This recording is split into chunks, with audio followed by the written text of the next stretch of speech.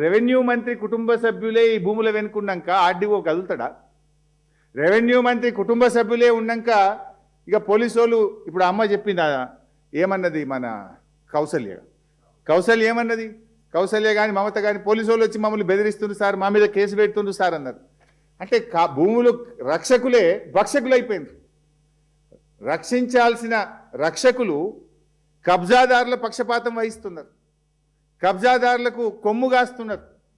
అందుకే భూములను కస్టోడియన్గా ఉన్న ఆర్డీఓ, ల్యాండ్ రెవెన్యూ ట్రిబ్యునల్ చైర్మన్గా ఆ భూములను కాపాడాల్సిన ఆర్డీఓ మౌనంగా ఎందుకుంటున్నాడు? పైన రెవెన్యూ మంత్రి గారి కుటుంబ సభ్యులు ఉంటే పాపం చిన్న అధికారి ఆర్డీఓ ఏం చేయగలుగుతాడు? ఇది ఒక ఆధారం. పెద్దలే గద్దలైపోయి పేదల పాలిట వాళ్ళు ఇట్లయిపోయినాక ఇంకెక్కడి నుంచి పేదలకు న్యాయం జరుగుతుంది?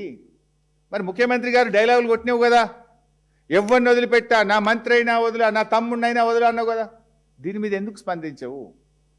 రేవంత్ రెడ్డి నువ్వు అసెంబ్లీలో మాట్లాడిన మాటలో వీసమెత్తు నిజమున్నా, నీకు నిజాయితీ ఉంటే తక్షణమే హైడ్రాను పంపించి మొత్తం ఆ ఫెన్సింగ్ను కూలగొట్టు, ఆ కాంపౌండ్ వాళ్ళను కూలగొట్టు, ఆ రైతులను అక్కడికి వెళ్ళనీయు, ప్రభుత్వ భూమిగా దాన్ని వెంటనే డిక్లేర్ చేయాలని చెప్పి నేను ఈరోజు డిమాండ్ చేస్తూ ఉన్నా.